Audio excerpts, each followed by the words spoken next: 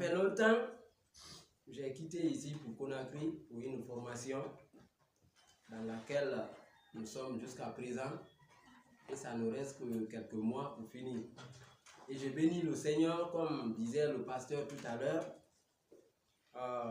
Un enfant de Dieu, quand il reconnaît les bienfaits de Dieu, mes frères et sœurs, Dieu t'élève. C'est lui seul qui nous élève. Hein? Partout où nous sommes, dans nos fonctions, partout où nous sommes, connaissons ses bienfaits et adorons-lui. Il nous élèvera. Alléluia. Pour commencer, je remercie Dieu. Arrivé ici, le pasteur directement m'a informé pour aujourd'hui, pour travailler ensemble. Pour la parole de Dieu, vous livrer la parole de Dieu de ce matin. Là, je n'étais pas préparé, mais un enfant de Dieu, il faut un soldat, il faut toujours être prêt. Je crois que mes amis sont là, les soldats, les grands militaires, ils savent ce que je vais dire. Donc, je remercie Dieu pour avoir m'accordé ce temps encore, afin que je vous livre vraiment la parole de Dieu ce matin.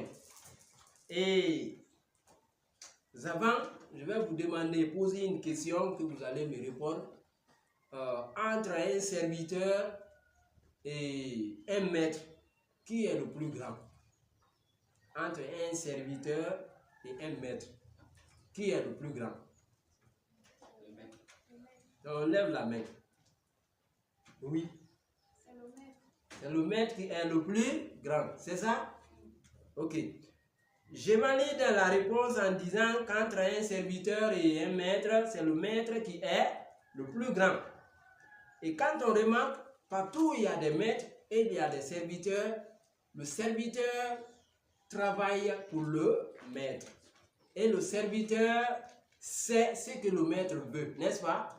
Le serviteur connaît pourquoi le maître l'envoie à la maison. Ou bien, le serviteur connaît pourquoi le maître lui a appelé, n'est-ce pas? Voilà. Nous le savons tous, même dans la maison du roi, les serviteurs qui sont là-bas, là, chacun connaît là où le roi va le placer. Ou bien, chacun connaît là ce qu'il doit faire pour le roi, n'est-ce pas? Même chez mes amis, même chez mes frères militaires, chez le commandant, si le commandant est là, chacun connaît ce qu'il doit faire dans le camp. Ou bien je mens? Oui, c'est vrai. Merci. Donc, ici, nous sommes dans le temple de Dieu. Qui est notre maître? Qui est notre maître? Oui. C'est le pasteur. C'est le pasteur. Oui, qui encore? Qui est notre maître? Dans l'église, qui est notre maître? C'est l'Éternel. Oui, qui encore? Oui, mon frère. C'est le pasteur. C'est le pasteur. Qui encore? Oui. Oui, qui encore? Alors, la parole de Dieu nous dit que Jésus est la tête de l'église. Ou bien, alors c'est lui notre maître. C'est là-bas que les gens se trompent. Tout le monde pense que tout ce que nous avons à faire ici, là, c'est lui, c'est le pasteur. Le pasteur est là pour nous diriger. Sinon, chacun de nous est serviteur de Dieu, serviteur de Jésus-Christ. Comme l'a dit notre sœur, nos sœurs, Jésus est le maître de l'église. Jésus est la tête de l'église. Et nous, nous sommes le corps. Comme nous avons notre corps, au niveau du corps, il y a des membres. Les membres sont les membres inférieurs, les membres supérieurs et la tête. C'est comme ça que nous sommes avec l'église. Il ne faudrait pas que chacun de nous pense que tout ce qui est là, c'est le pasteur qui doit faire. Non. Ce n'est pas le pasteur. Nous sommes le corps du Christ. Le temple qui est là, c'est nous le corps du Christ. C'est nous, on appelle l'église. Et là, Jésus est notre tête. Alléluia. C'est pourquoi, quand j'ai commencé à prier Dieu pour m'aider à me donner un thème ce matin pour travailler avec vous, j'ai pris un thème que nous allons d'abord voir la référence dans Romains chapitre 12, les versets 4 à 8. Romains chapitre 8. Oui. Car comme nous avons plusieurs membres dans un seul corps, et que tous les membres n'ont pas la même fonction. Ainsi, nous qui sommes plusieurs, nous formons un seul corps en Christ. Et nous sommes tous membres les uns des autres. Puisque nous avons des dons différents selon la grâce qui nous a été accordée, que celui qui a le don de prophétie l'exerce selon l'analogie de la foi. Que celui qui est appelé au ministère s'attache à son ministère. Que celui qui enseigne s'attache à son enseignement. Et enfin, verset 8. Et celui qui exhorte à l'exhortation. Amen. Amen. Que celui qui donne le fasse avec libéralité. Que celui qui préside le fasse avec zèle. Que celui qui pratique la miséricorde le fasse avec joie. Amen. Amen. Nous sommes le corps et Christ est la tête de notre Église. Alléluia. Et c'est ce que la parole de Dieu nous révèle ce matin encore, que chacun comprenne que et moi et le pasteur, nous sommes le corps de Christ. Pasteur me dirige pour la cause de Christ, mais moi-même, je suis un serviteur de Christ. Alléluia. Je dois travailler, je dois servir le Christ sans regarder le pasteur. Je dois accompagner le pasteur dans son service. Alléluia. Nous sommes le corps du Christ.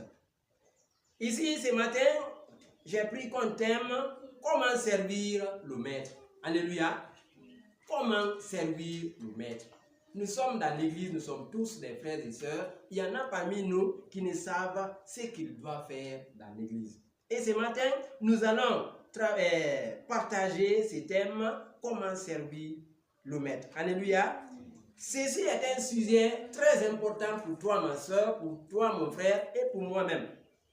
Pour que chacun de nous comprenne ce qu'il doit faire dans l'église, afin qu'à la prochaine, il ne regarde ni le pasteur, ni moi qui suis arrêté, ni son frère, ni sa soeur pour travailler. Alléluia.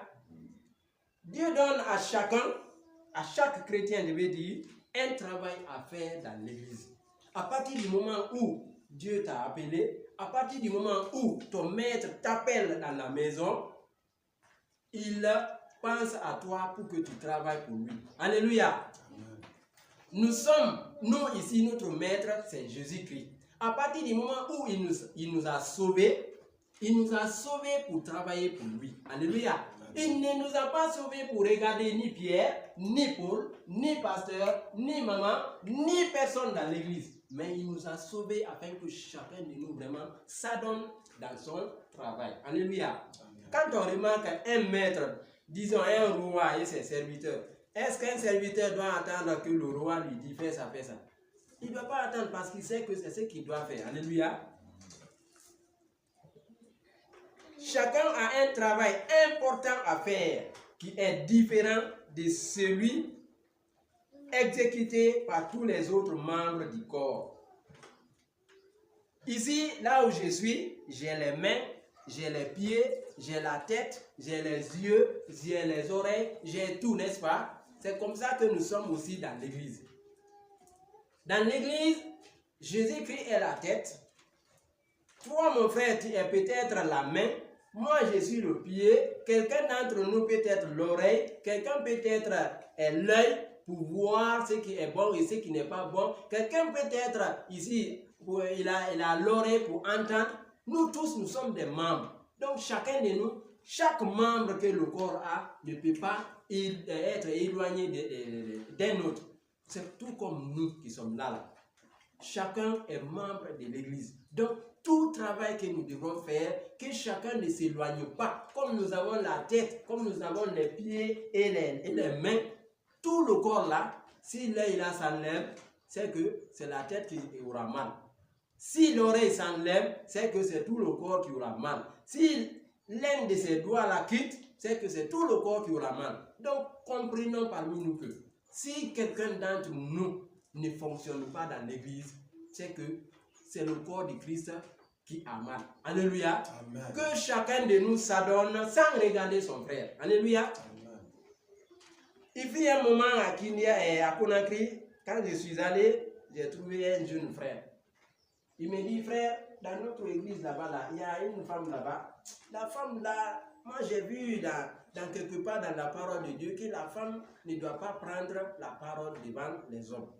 Mais la femme là, elle fait tout. C'est elle qui vient pour annoncer, c'est elle qui vient pour donner l'information, c'est elle qui est à côté des enfants pour les apprendre école de dimanche. Mais est-ce que ça c'est bon? Je lui ai dit, tu n'as pas compris ce que la Bible a dit. La Bible a dit que la femme ne soit pas le chef de l'homme. La Bible a dit que la femme ne soit pas le chef de l'homme pour l'enseigner. Enseigner, ce n'est pas que la femme soit là pour diriger comme l'église. Est-ce que dans notre église, c'est une femme qui est là comme chef? C'est-à-dire qui nous dirige? C'est le pasteur, il est homme, n'est-ce pas? Qu'est-ce que je lui ai dit? Je lui ai dit, petit toi, c'est que vous qui êtes là-bas, là, vous ne voulez pas servir Dieu. Si vous voyez que la femme s'adonne dans toute activité, c'est que le Seigneur va la bénir encore dans toutes choses. Et vous restez, vous regardez.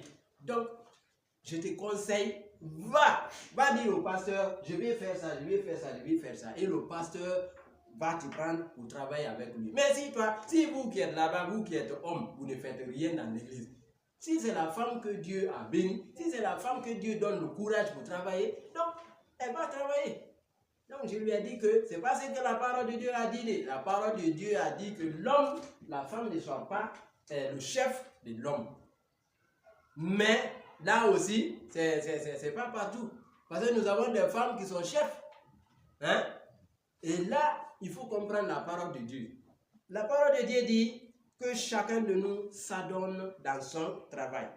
À partir de là, j'ai pris trois contraintes sur lesquelles que nous allons décortiquer ces thèmes-là. Le maître que nous servons, c'est qui? Tu dois d'abord comprendre, un serviteur, je suis auprès de mon maître, il est qui? Je le sers pour quelle raison? Pourquoi je sers mon maître? Christ examinera notre service. Alléluia. Si Christ est notre maître, il examinera aussi notre service. Donc, nous allons commencer au niveau du maître. Le maître que nous servons, il est qui? Alléluia. Le Nouveau Testament nous montre que de A à Z, que Dieu, le Seigneur Jésus-Christ, est ici notre Seigneur et Sauveur, n'est-ce pas? Jésus-Christ est notre maître, il est notre Seigneur, c'est lui qui nous a sauvés. Alléluia. Donc, nous le servons parce qu'il nous a sauvés, il nous a donné la vie, il nous a sauvés, c'est pourquoi nous le servons. Je vais inviter un frère, il va nous lire dans un passage que j'ai noté ici. Dans Luc chapitre 2, verset 11. Un frère n'a qu'à lire la partie. Luc 2, verset 11. Un sauveur vous est né aujourd'hui dans la ville de David. Celui le Messie, le Seigneur. 11. J'ai dit Luc 2, verset 11 seulement. Ah, c'est ça. C'est ça, alléluia. Amen. La parole de Dieu nous dit ici que Jésus est notre sauveur. Il est né aujourd'hui, c'est lui notre sauveur. Il est né pourquoi? Il est né pour nous délivrer de nos péchés. Nous avions des péchés qu'il est venu pour nous éloigner de ces péchés. Christ est notre sauveur, c'est pourquoi nous le louons. Christ est notre sauveur, c'est pourquoi nous venons ici pour l'adorer. Christ est notre sauveur, c'est pourquoi nous le servons. Alléluia. Chacun de nous doit comprendre cela. Que je ne viens pas pour avoir directement, pour être sauvé. Mais déjà, je suis sauvé, c'est pourquoi je viens ici. Alléluia. Amen. Je viens dans l'église parce que je suis sauvé. Donc, je dois travailler pour lui. Si je suis choriste, si je suis au niveau des hommes, si je suis au niveau des femmes, toute activité que les femmes doivent faire, je dois travailler. Moi aussi, je dois m'en mêler pour travailler pour notre Seigneur. Alléluia. Amen. La parole de Dieu dit que nous sommes les membres et lui, il est la tête. Nous sommes les membres du corps du Christ, il est la tête. Jésus-Christ nous a sauvés. Jésus-Christ t'a libéré de tes péchés. Jésus-Christ t'a sauvé aujourd'hui. Il ne faut pas rester donc à l'église. C'est-à-dire que toi, tu viennes seulement suivre la parole de Dieu et que tu t'en vas. J'ai remarqué, partout où je pars, il y a nos frères et sœurs, des fois, quand la parole de Dieu finit, on dit Amen. C'est-à-dire, lui, chaque jour, on dit seulement Amen. Amen. Qu'il y ait ici les rencontres, qu'il n'y ait pas de rencontres, lui, ça ne lui dit rien. Ce n'est pas ça un enfant de Dieu. Ce n'est pas ça un bon serviteur. Un bon serviteur doit comprendre qui est son maître et doit lui servir comme il le faut. Alléluia. Amen. Jésus-Christ, je reprends, est notre sauveur. C'est pourquoi nous le servons. Nous ne le servons pas parce que nous venons ici pour être sauvés. Non, parce qu'il nous a sauvés que nous le servons. Alléluia. Deuxième raison. Ici, pourquoi nous servons notre Seigneur. Un chrétien doit comprendre pourquoi je sers le Christ. Mais un serviteur doit comprendre pourquoi je sers mon maître. Alléluia. Amen. Nous, ici, dans le temple de Dieu, notre maître, c'est Jésus-Christ. Nous devons comprendre pourquoi nous le servons. Nous avons toujours une raison de faire quelque chose. Et la raison est plus importante que l'acte lui-même. Alléluia. C'est-à-dire, si le serviteur ne connaît pas ce qu'il doit faire, ou bien ce qu'il fait, pourquoi il le fasse, il ne pourra jamais faire du bon travail. Alléluia. Si moi, Paul, je ne connais pas ce que je fais là, pourquoi je le fais, c'est que je ne vais pas le faire bien. Alléluia. Le Seigneur Jésus-Christ a condamné les pharisiens parce qu'ils agissaient très mal. Ils ne savaient pas ce qu'ils faisaient. Ils ne faisaient pas du bon pour l'Éternel. Alléluia. Dieu offre une récompense à quiconque donne un verre d'eau à un chrétien ou à un serviteur, je vais dire. Qui va lire dans Marc 9, verset 41. 9, le verset 41. Oui.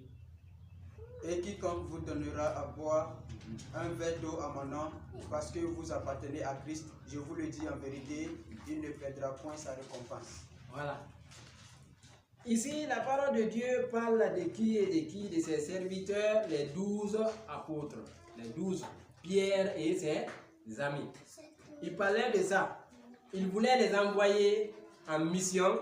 À partir de là, il les a dit, allez-y, faites des nations des disciples. Quiconque vous donnera un verre d'eau à cause de moi, c'est que c'est à moi il a donné. Et quiconque donnera à un serviteur quelque chose, c'est qu'il a donné cette chose à Dieu. Alléluia. Seul le Seigneur connaît nos pensées.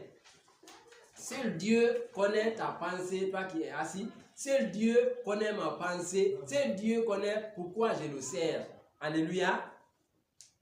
Alléluia. Amen. Seul Dieu connaît comment je le sers. Seul Dieu connaît mon cœur. Seul Dieu connaît ton cœur. Alléluia.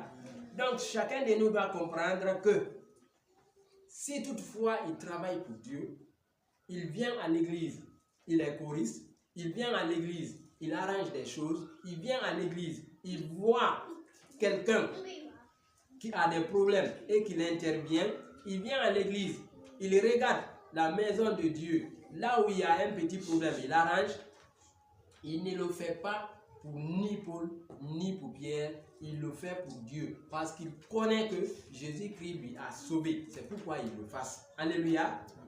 Moi je viens, je dirige la chorale, je ne dirige pas la chorale parce que je ne connais pas, je connais que je dirige la chorale là, parce que Dieu m'a sauvé, Jésus-Christ m'a sauvé. C'est pourquoi je dirige cette chorale-là pour Jésus-Christ. Alléluia.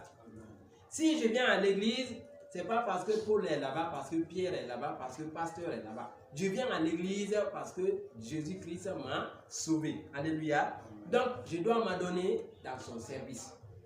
Si quelqu'un d'entre nous, jusqu'à présent, ne connaît pas ce que Dieu l'appelle à faire, il n'a qu'à faire tout possible de choisir quel groupe il doit faire, mais qu'est-ce qu'il doit faire dans l'église.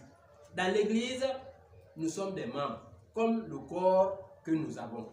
Que chacun de nous comprenne pourquoi ils viennent et qu'est-ce qu'il doit faire. Alléluia. La raison de notre service toujours. Nous voyons ceci également dans dans la vie de David. David, quelqu'un n'a qu'à lire dans Chronique, chapitre 6, les versets 8 à 9.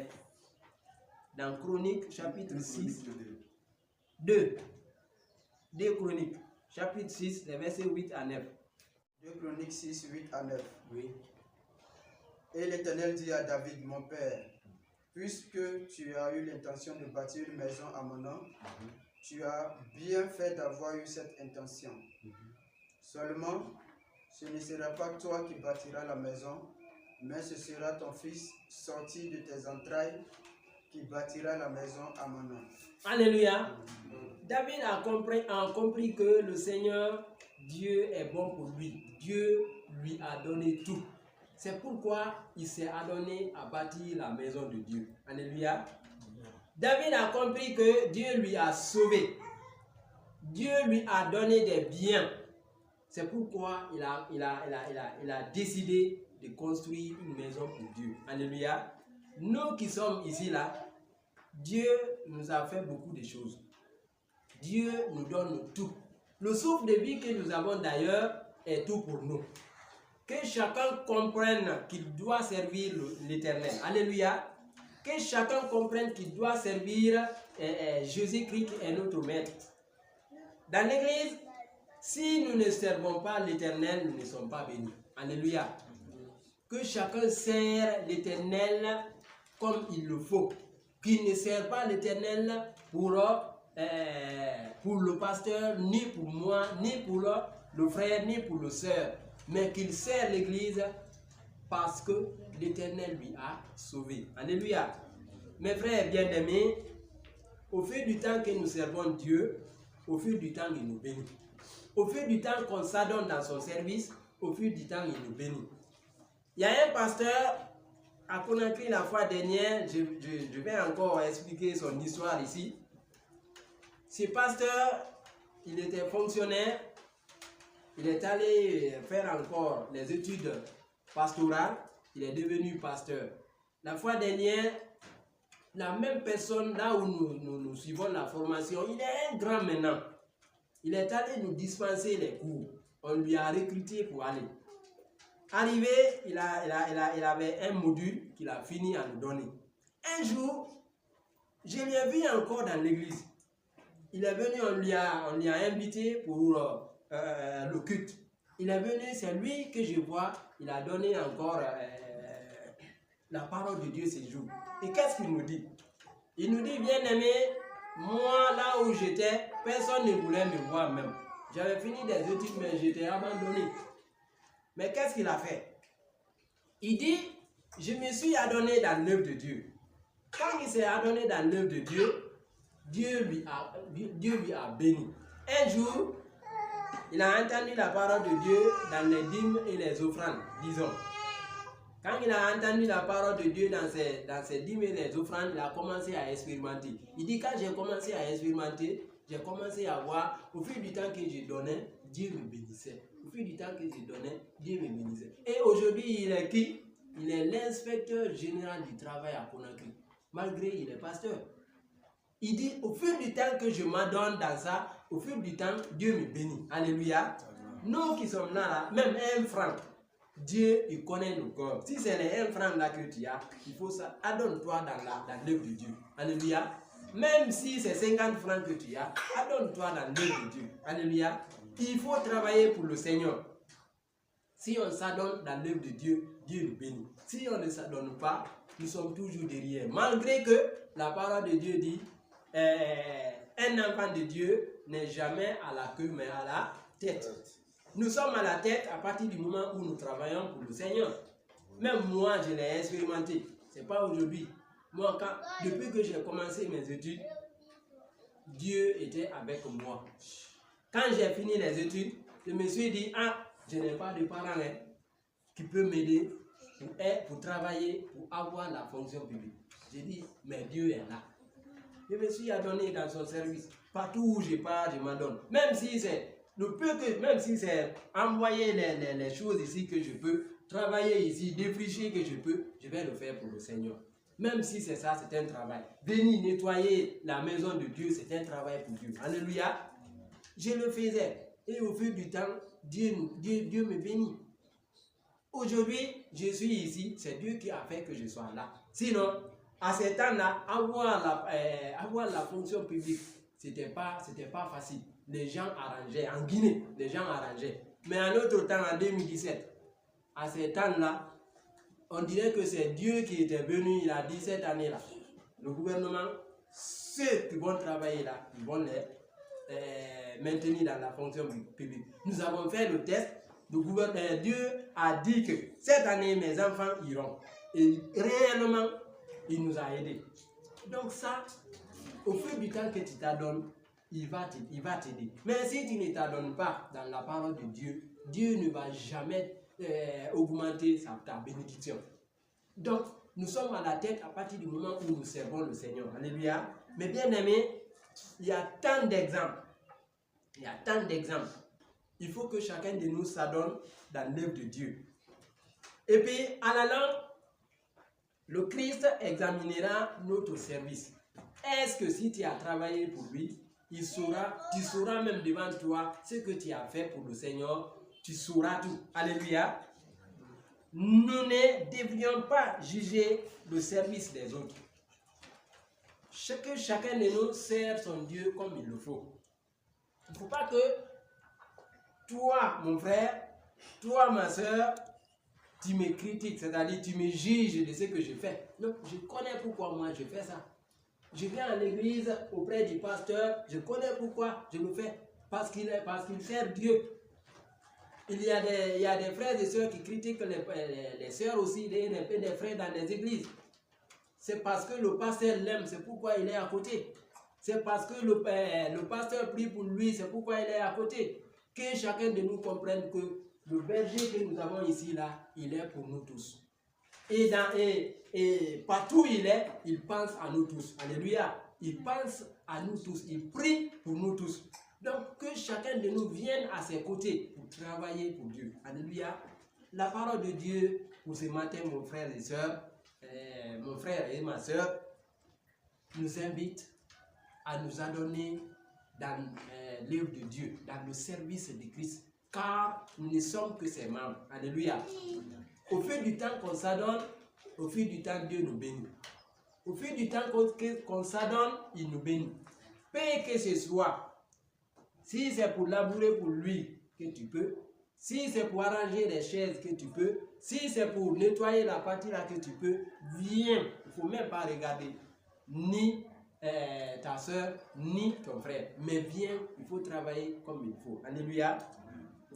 La parole de Dieu nous dit que Christ viendra examiner ton service. Ce que tu as fait pour lui. Lui, il t'a sauvé. À la longue, il viendra examiner. Est-ce que lui, il a eu l'amour pour toi? Est-ce que toi, tu as travaillé pour lui? Peu que ce soit, mon frère, il faut travailler pour le Seigneur. Peu que ce soit, ma soeur, adonne-toi pour le service de l'Éternel. Alléluia. Peu que ce soit, venons auprès de notre serviteur qui est là, notre berger, et travaillons avec lui. Il ne faut pas que nous le regardons derrière. Il ne faut pas qu'on donne tous. Lui aussi, il travaille pour lui-même. Il fait cela parce que Dieu lui a sauvé. Il connaît. C'est pourquoi il s'adonne. Donc, il est là pour nous diriger. Il faut qu'on soit auprès de lui pour qu'on travaille ensemble. Alléluia. Il faut que chacun de nous comprenne qu'il est l'un des membres. Nous sommes aussi des membres. Alléluia. Que vraiment chacun, là où tu pars, adonne-toi dans le service de l'Éternel. Même si c'est dans un village, comme l'a dit mon frère tout à l'heure. Il est éloigné. Là où il parlait là, même moi je connais, à Misira, à mon arrivée ici, on avait des amis qui étaient là-bas, ils parlaient de ça, que là-bas il y a des grands sorciers. Mais avec l'enfant de Dieu qui sert le Seigneur partout où il va, on n'a pas besoin de sorciers. Parce que la parole de Dieu dit, partout où tu es, je serai auprès de toi. Je te couvrirai par mon sang. Alléluia.